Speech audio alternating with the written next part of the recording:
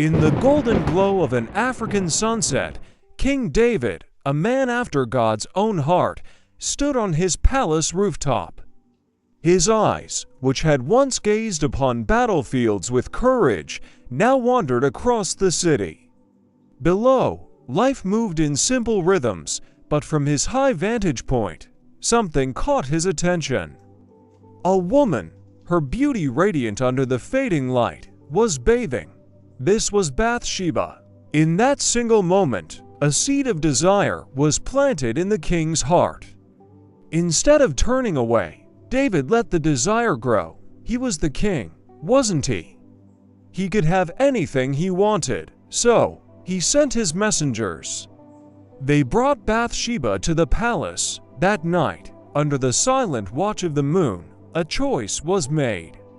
A choice that would unravel lives and stain a legacy. A secret was born, hidden away in the shadows of the royal chambers. Soon, a message came to the king. Bathsheba was with child. Panic began to creep into David's heart. This secret couldn't stay hidden forever.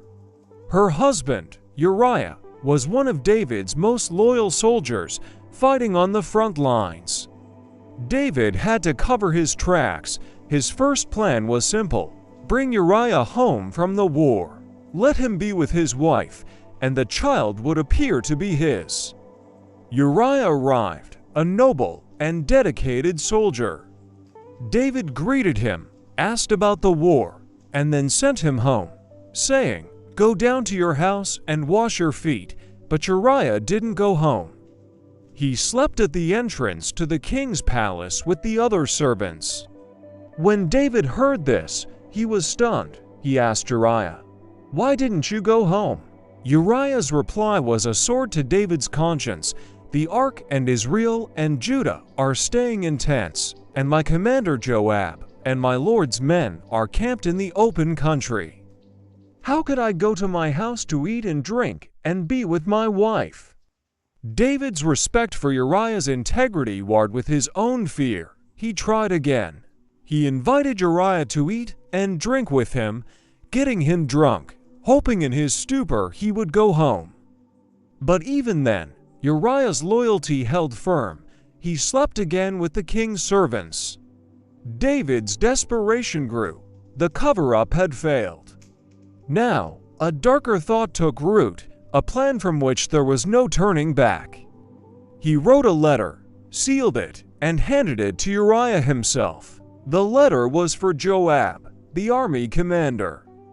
Uriah, the faithful soldier, carried his own death warrant. The letter's instructions were chillingly clear. Put Uriah out in front, where the fighting is fiercest. Then withdraw from him, so he will be struck down and die. And so it was done. In the heat of battle, Uriah the Hittite, a man of honor and loyalty, was abandoned and fell. When the news reached David, a wave of false relief washed over him. The problem, he thought, was solved. The secret was safe. After Bathsheba's time of mourning was over, David brought her to his house, and she became his wife and bore him a son. To the outside world, it looked like the king was simply showing kindness to a warrior's widow. But the thing David had done displeased the Lord. God sent the prophet Nathan to David. Nathan didn't come with angry accusations. Instead, he told the king a story. There were two men in a certain town, one rich and the other poor.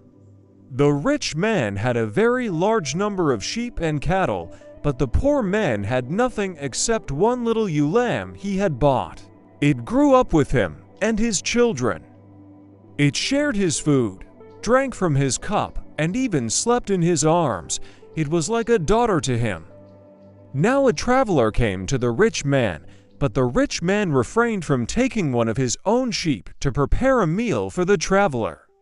Instead, he took the ewe lamb that belonged to the poor man and prepared it. David's face flushed with anger. He stood up and declared, "As surely as the Lord lives, the man who did this must die." He must pay for that lamb 4 times over, because he did this thing and had no pity. His own sense of justice was sharp and clear. Then Nathan looked David straight in the eye, his voice ringing with divine authority, and said the words that shattered David's world, "You are the man." The story was a mirror, and in it, David saw the horror of his own actions. Nathan laid it all bare: the desire, the adultery, the deceit, the murder.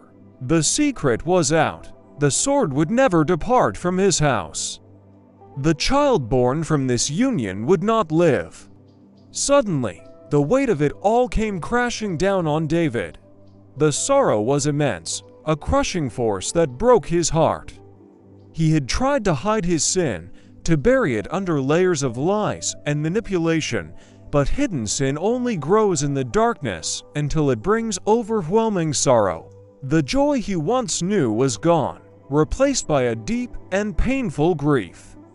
The consequences of that one look, that one choice, would ripple through his family and his kingdom for generations. David, the great king, learned the hardest lesson of all. You can never hide from God, and the path of hidden sin always leads to a valley of tears. Thank you for watching.